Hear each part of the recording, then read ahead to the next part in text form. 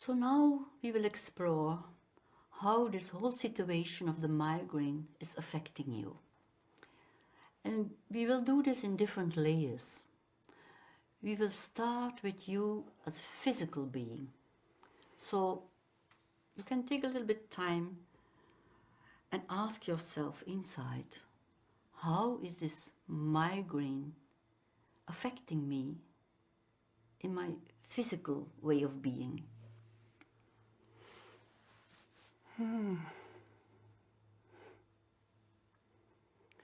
I have to say, it's not easy to be friendly with that. Yeah.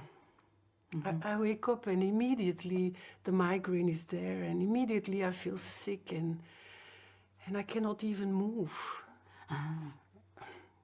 It's terrible.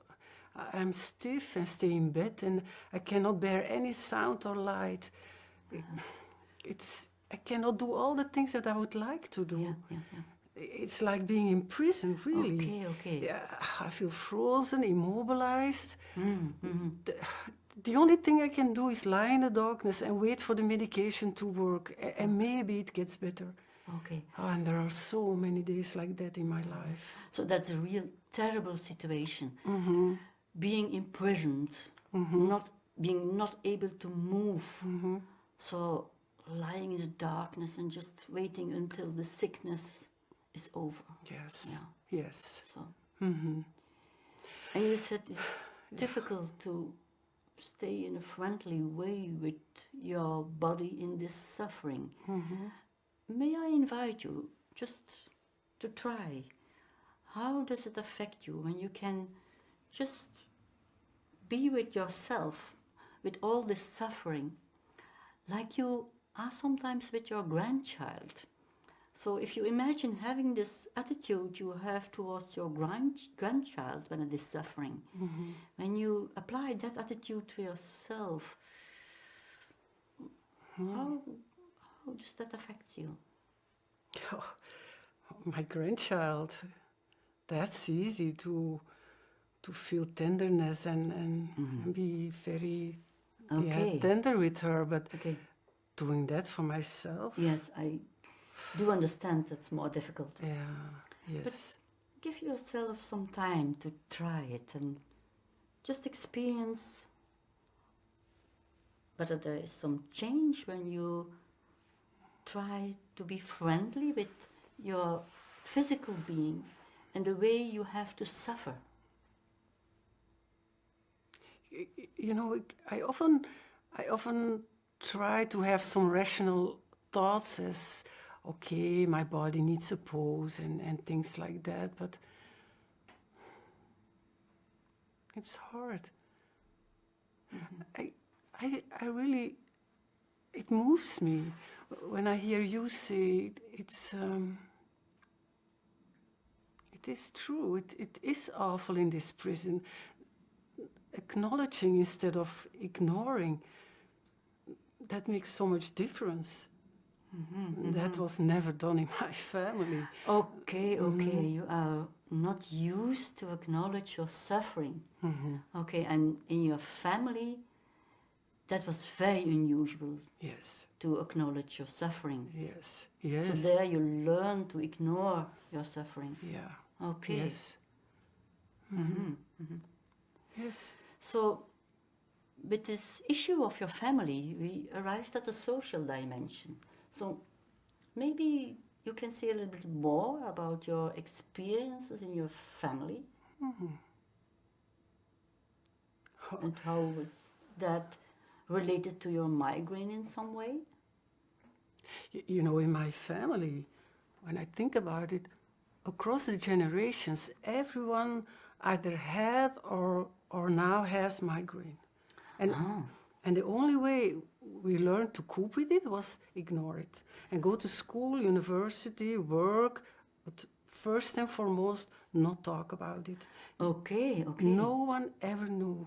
We were always hiding the pain. Okay, so you learned not to talk about it. Yeah. And always hide whatever was there. Yes. Yeah. So This must be unusual for you now then to talk with me about your pain. Yes, it is. It is. When I'm talking about it, as I do now, there are always these old voices in my head telling me, but don't make it bigger than it is. All people have something that they suffer from. Yes. Of course, that's true. All people have something they suffer from. But that doesn't mean that it's not all right to talk about it. For me, talking about your suffering is more like a way of being friendly towards yourself, and recognizing your suffering can be a way to improve your well-being. So I just wonder how it is for you now that you can feel it's okay to recognize it. Yeah, it's sad. Sad. Yes. Okay. Yeah. It's sad, and I'm really not used to talk about these things, and and I also feel shame. Okay.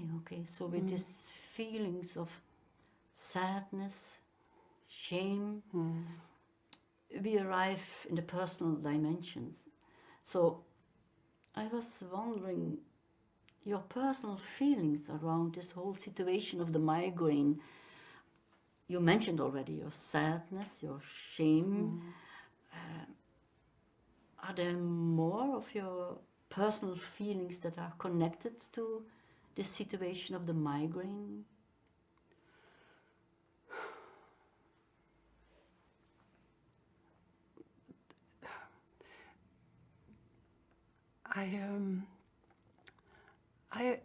There was some curiosity, like wanting to find out how all these things belong together. But now it's more or less loneliness. Loneliness. The loneliness of And not sharing and hopelessness. Hopelessness, yes. hopelessness also. Yeah.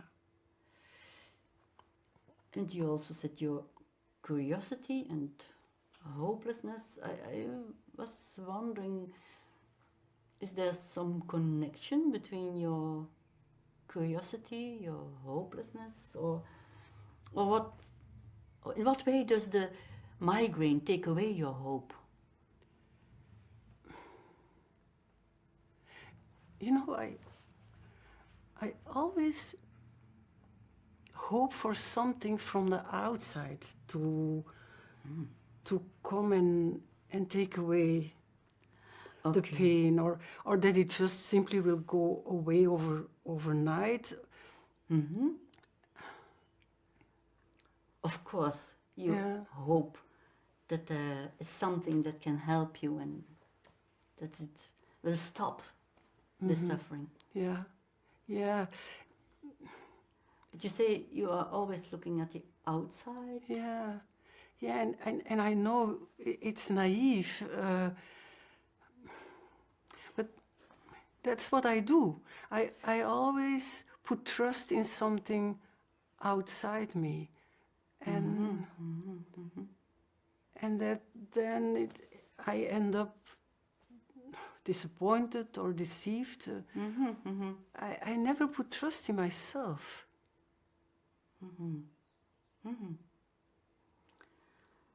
So you discover how you trust the outside and are hoping for medication or other solutions, but trusting in yourself, that's difficult.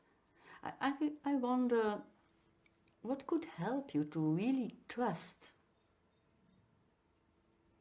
You are looking as if this is a strange question. Yeah, my first idea is I don't know. Okay. I really don't know. Okay, but it's good to take your time and ask inside. There, in your wiser self, there is sometimes some sense of what you trust at a deeper level?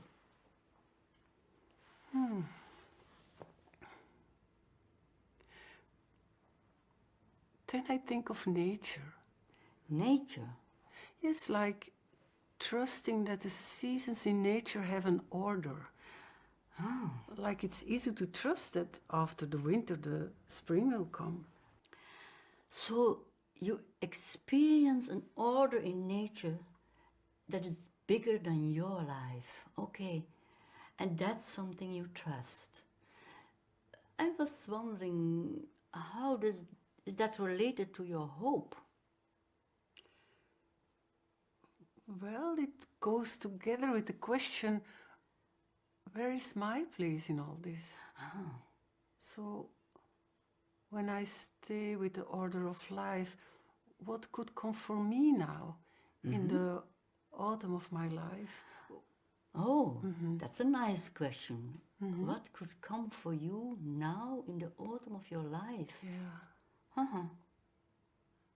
Yeah. As if that opens up some new perspective, or Yes, it's like a relief. oh, It opens up a new approach to hope for me. okay. Like confidence in nature and belonging to a bigger order.